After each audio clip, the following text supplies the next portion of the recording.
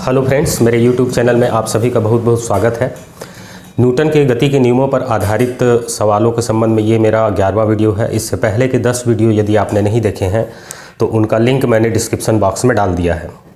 आज का सवाल इस प्रकार से है, M1 और M2 द्रव्यमान के दो गुटके चित्रानुसार एक भारहीन अवितान्य डोरी से बांध कर रखे गए हैं। यदि गुटका A और मेज की सतह के मध्य गतिक घर्षण गुणांक म्यू के हो तथा यह गुटका त्वरण A से दाहिनी ओर गति कर रहा हो तो डोरी में तनाव बल T का मान निकालना है। यह 4 ऑप्शन दिए गए हैं, इनमें से सही ऑप्शन हमको पता लगाना है। तो ये यहाँ पर दो ब्लॉक हैं, ब्लॉक M1 है और ब्लॉक M2 है। इसको नाम दिया गया है A और इसको दिया गया है B। और मेज के किनारे पर लगी घिरनी की सहायता से द्रव्यमान M2 को इधर लटकाया गया है किनारे पर, और डोरी से दूसरा द्रव्यमान जो बंधा हुआ है वो M1 है और M1 ब्लॉक को मेज की सतह पर रखा गया है। और ये बताया गया है कि मेज की सतह और इस ब्लॉक के बीच का जो गतिक घर्षण गुणांक है म्यू के है, और ये पूरा निकाय दाहिनी ओर चल रहा है और जिसका त्वरण A है, तो हमको तनाव बल T का मान ज्ञात करना है। तो इसको हल करने के लिए सबसे पहले देखते हैं कि इस निकाय के अलग अलग भागों में कौन कौन से बल लग रहे हैं। तो सबसे पहला बल जो लग रहा है वो M2 का द्रव्यमान ऊर्ध्वाधर नीचे की ओर कार्य करेगा और ये M2G के बराबर होगा।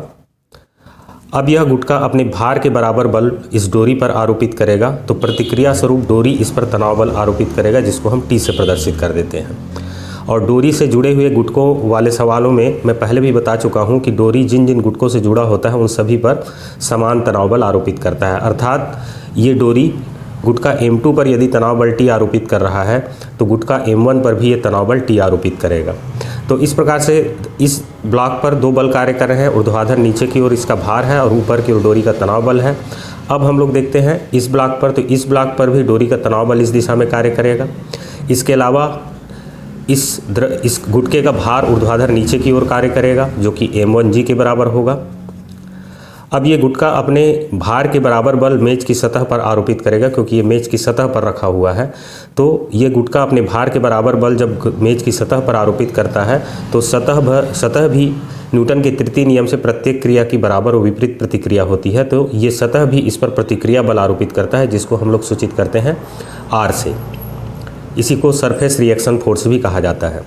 चूँकि ऊर्ध्वाधर दिशा में कोई गति नहीं हो रही है, तो इसका मतलब ये होगा कि ये सतह की प्रतिक्रिया बल इस वस्तु के भार के बराबर होगी, मतलब M1G के बराबर होगी। तो ये इसको हम लोग लिख लेते हैं R = होगा M1G, क्योंकि ऊर्ध्वाधर दिशा में कोई भी गति नहीं हो रही है। इसका मतलब ऊपर की ओर और नीचे की ओर लगने वाले बल परिमाण में बराबर होंगे।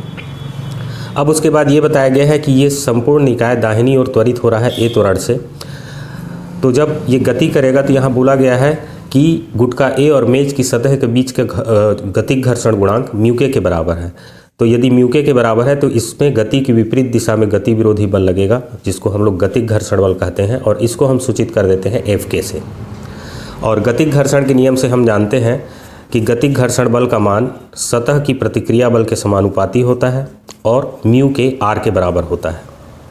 अब यहाँ पर हम पहले ही बता चुके हैं कि R M1G के बराबर है, तो Fk = हो जाएगा म्यू के M1G। तो इस प्रकार से इस पूरे निकाय पर M1, M2 और इस धागे को जो मिला करके जो निकाय बन रहा है उस पर दो बाह्य बल कार्यरत हैं। पहला बाह्य बल है इस तरफ कार्यरत है डोरी के इस सिरे में, और ये M2G के बराबर है, और दूसरा बाह्य बल इस सिरे में कार्यरत है, जो कि Fk के बराबर है। इसके अलावा जो डोरी का तनाव बल है इस निकाय का बाह्य बल नहीं होगा। M1 और M2 को मिलाकर बनने वाले निकाय में डोरी का तनाव बल इस पर जितना आरोपित होता है इस पर भी उतना ही आरोपित होता है, और M1 और M2 दोनों इस निकाय के हिस्से हैं। तो तनाव बल के कारण M1 और M2 को मिलाकर बनने वाले निकाय में जो नेट बल लग रहा है वो तनाव बल के कारण शून्य है। तो इसलिए नेट तनाव बल को हम बाह्य बल की श्रेणी में नहीं रखेंगे। तो यहाँ पर सिर्फ दो बाह्य बल कार्यरत हैं, दोनों की दिशा एक दूसरे के विपरीत है। M2G डोरी को इस तरफ दाहिनी ओर खींचना चाहता है और Fk डोरी को इस तरफ खींचना चाहता है, तो दोनों की दिशा परस्पर विपरीत है। तो नेट बाह्य बल इस पूरे सिस्टम पर, इस निकाय पर हो जाएगा, नेट बल बराबर हो जाएगा, त्वरण इस दिशा में हो रहा है, इसका मतलब ये है कि M2G का मान Fk से अधिक है। तो इसलिए नेट बल जो इस दिशा में लगेगा M2G और Fk के अंतर के बराबर होगा। तो नेट बल हो जाएगा M2G और माइनस Fk। तो M1 और M2 को मिलाकर बनने वाले निकाय में जो नेट बल कार्यरत है वो M2G माइनस Fk है और उसका त्वरण है a। तो न्यूटन की गति के द्वितीय नियम से बल बराबर होता है द्रव्यमान गुणित त्वरण। और मैं पहले भी बता चुका हूँ कि न्यूटन के द्वितीय नियम में जो बल रहता है वो नेट बाह्य बल होता है और ये निकाय का कुल द्रव्यमान होता है। तो यहाँ से हम इसका त्वरण ज्ञात कर सकते हैं। त्वरण बराबर हो जाएगा A = F/n। अब F का मान है M2G माइनस Fk। अब Fk का मान यहाँ से रख देंगे μk M1G और ये नेट बाह्य बल डिवाइडेड बाई द्रव्यमान, निकाय का कुल द्रव्यमान। तो निकाय का कुल द्रव्यमान होगा, इस निकाय में M1 भी है और M2 भी है, तो और डोरी भारहीन है, तो निकाय का कुल द्रव्यमान हो जाएगा M1 + M2। तो इस प्रकार से त्वरण के लिए हमको व्यंजक मिल जाता है। G को यहाँ से कॉमन निकाल लेंगे तो ये हो जाएगा M2 माइनस A = हो जाएगा M2 माइनस μk M1 और G को बाहर निकाल लेंगे डिवाइडेड बाई M1 + M2। तो ये हमने इस निकाय का, इस सिस्टम का एक्सेलरेशन कितना होगा या त्वरण कितना होगा दाहिनी ओर, ये हमने ज्ञात कर लिया। अब हम लोग तनाव बल ज्ञात करेंगे।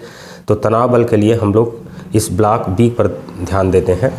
ब्लॉक B पर जो लगने वाला नेट बल होगा वो M2G माइनस T के बराबर होगा, क्योंकि ब्लॉक नीचे की ओर त्वरित हो रहा है तो इसलिए नेट बल नीचे की ओर लगेगा। और ये बल M2G नीचे की ओर लगने वाले इसके भार और ऊपर की ओर लगने वाले तनाव बल के अंतर के बराबर होगा। तो यहाँ पर फिर से हम लोग न्यूटन के द्वितीय नियम को आरोपित करते हैं। नेट बल बराबर होता है द्रव्यमान गुणित त्वरण। तो ब्लॉक B पर नेट बल हो गया M2G और माइनस T और इसका त्वरण हो गया A। तो न्यूटन की गति के द्वितीय नियम से बल बराबर होता है, नेट बल बराबर होता है द्रव्यमान गुणित त्वरण और इसका द्रव्यमान है M2।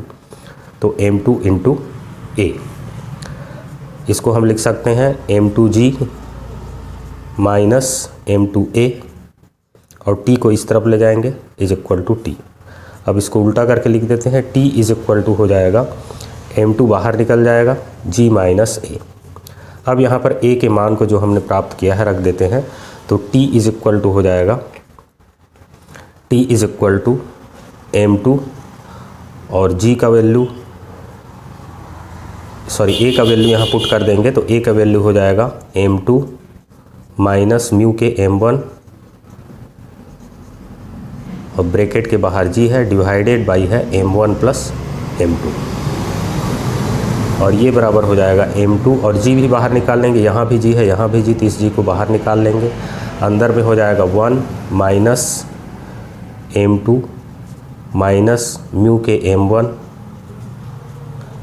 Divided by M1 + M2, या इसको लिख सकते हैं = M2G और ब्रैकेट के अंदर ये LCM आ जाएगा M1 + M2 और यहाँ पर आएगा M1 + M2 माइनस, ये ब्रैकेट खुलेगा तो ये प्लस हो जाएगा M2 + μk M1,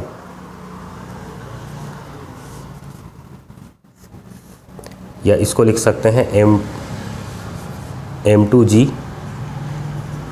और ब्रैकेट के अंदर ये M2 से ये M2 कैंसिल हो जाएगा। यहाँ पर है M1 और यहाँ पर है μk M1, तो इसमें से M1 कॉमन ले लेंगे M1 और यहाँ पर आ जाएगा 1 और प्लस यहाँ पर आ जाएगा μk डिवाइडेड बाई होल करके M1 M2 1 + μk multiplied by G divided by M1 + M2। ये हमको T के लिए व्यंजक मिल गया। अब इस 4 ऑप्शन में से देख सकते हैं ये पहला ऑप्शन इस प्रश्न का सही उत्तर है M1 M2 1 + μk G divided by M1 + M2। Thank you.